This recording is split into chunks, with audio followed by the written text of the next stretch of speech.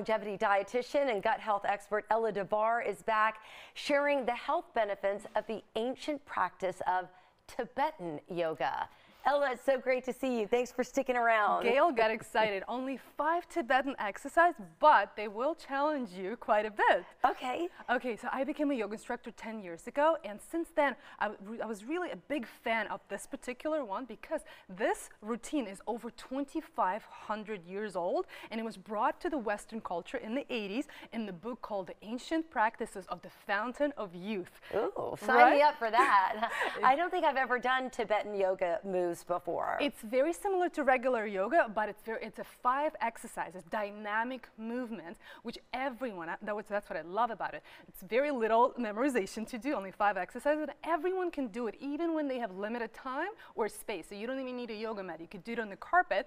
Let's begin. The first exercise, we stand up straight with our feet shoulder width apart, and then we raise our hands horizontally, and then we start swinging side to side.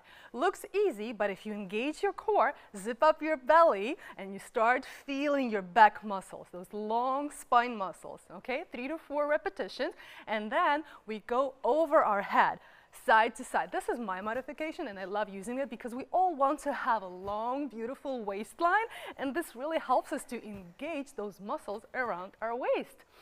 That's it, 3 to 4 repetitions, but the key here is to build every day. As you do it, you build up to 21 repetitions, but we're gonna move right along. Second exercise, we'll lay down on the floor. All right. Lay down flat, and what this really is a core exercise. At the same time, we'll be raising our feet up as well as our head and shoulders. 1, everything goes up, hands on the floor, and relax the full body. 2, everything goes up, and then relax your muscles. And 3, head and feet go up at the same time.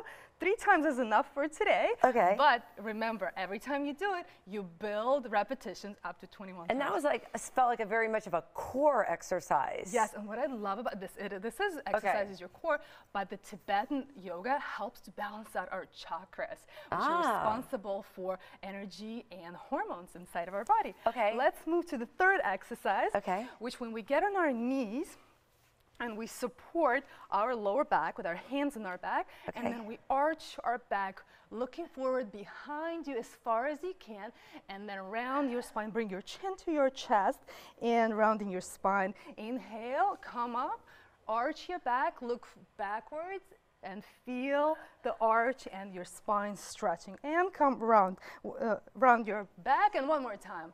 Inhale, open up your chest, throw your heart up in the air, and come back down. How do you feel?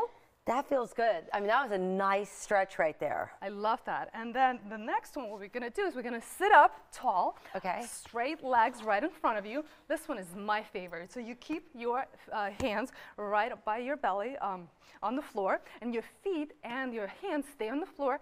But what we do is we bend our knees, and we throw our hips up in the air for a reverse tabletop.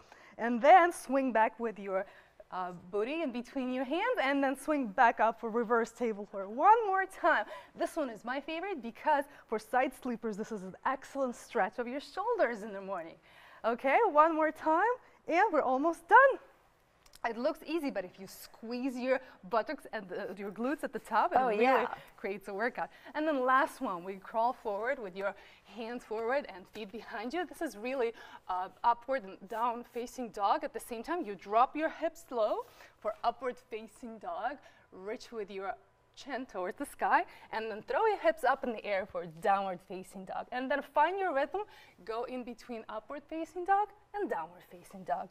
One more time, inhale, look up, and exhale, come to the forward facing dog, and walk your feet forward and come up. So key here is 21 times of each one. Every time you do it. Yes. And do you take a break? I mean, ideally, you find your flow. Did you notice that how dynamic it is in between? You find your flow, and it really helps to exercise all of the major muscles, helps you remain flexible and strong over the years. And what's so interesting about this form of yoga is that if you find yoga to be too slow and it doesn't keep your attention Or it confuses people. It confuses with people. all the Sanskrit words. Yes. Or it intimidates some people because it's long. You have to take a yoga class. This one simplifies yoga into 5 exercises that really get the circulation of the blood going, and it helps you to feel more energy naturally. It's almost a little bit cardio action going on there. I love it because of how dynamic. You see your heart rate going up just a bit, and you're moving. So it's actually a very cool form of yoga. I've never tried it before. I really hope the viewers would get to try it.